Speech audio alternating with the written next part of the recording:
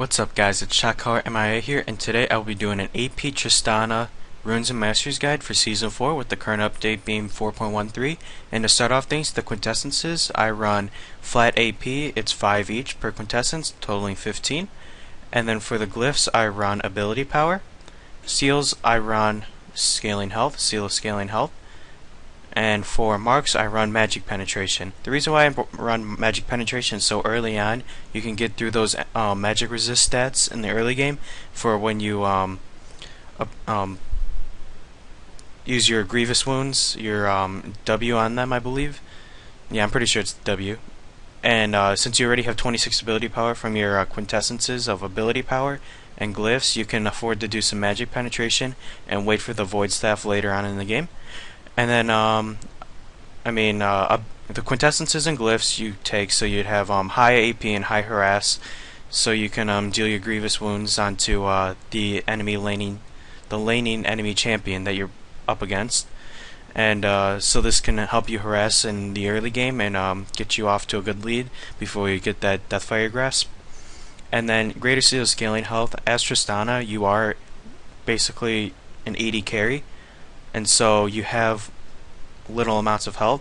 So as an AP Glass Cannon, as Tristana, you still have that small amount of health, and this just beefs up your HP throughout the whole game, which I feel is nice, because as we go here into Masteries, we have 2190, and these 9 points in defense help you in the early game. So that's why in your runes you can afford to get the scaling health.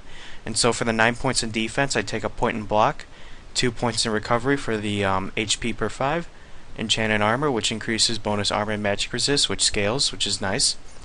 And that'll also go well with just basically if you choose to get a defensive item as well. This helps really well.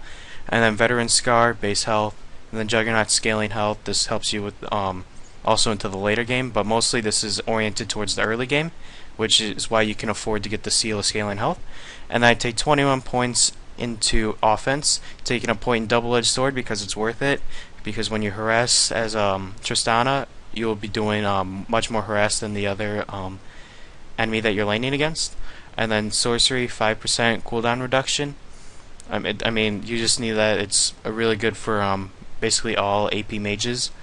Mental Force is scaling ability power. That's good into the late game. 6 flat AP.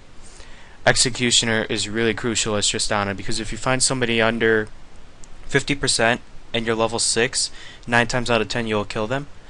And then going on Archmage, increases ability power by 5%. This goes really well with when you get your Void Staff and your Rabadons and Deathfire Grasp. This just helps beef your ability power up. And then Dangerous Game. If you're just an assassin, you might need this. It just comes in handy if you get a kill and you get caught. This might save your life by restoring 5% missing health and mana.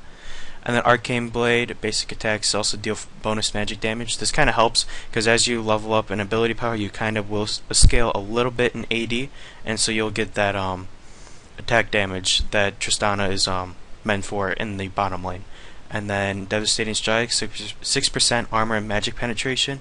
This goes well with your Arcane Blade. And 6% armor and magic penetration fits well for the early game if you don't afford to buy the Void Staff until your third item. And then Havoc, 3% increased damage. This is just the great point to top off the offensive tree.